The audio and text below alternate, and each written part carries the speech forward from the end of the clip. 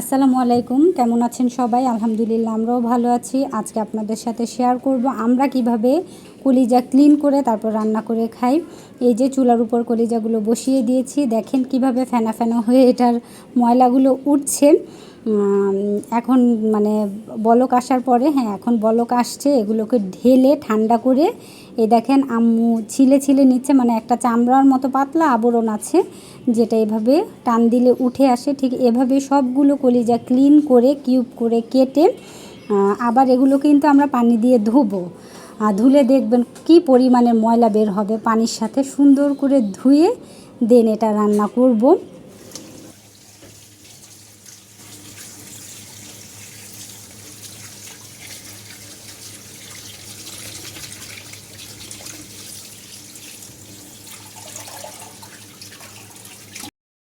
গরুর মাংস যেভাবে রান্না করতে হয় সেম একইভাবে আমরা কলিজাটাও রান্না করি।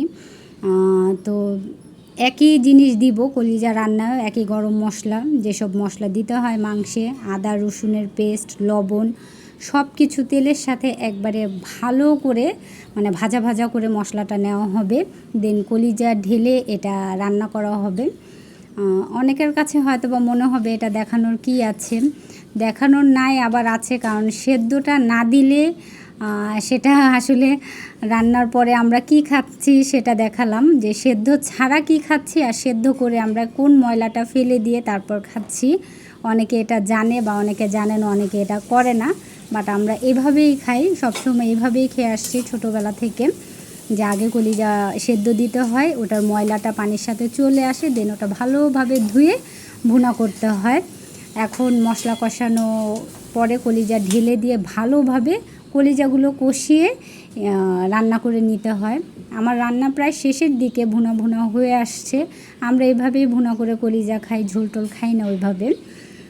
তো এইভাবে ট্রাই করে দেখতে পারেন আমাদের মতো করে, আশা করি ভালো লাগবে। আজকের ভিডিওটি এখানেই শেষ করছি। আল্লাহ হাফেজ।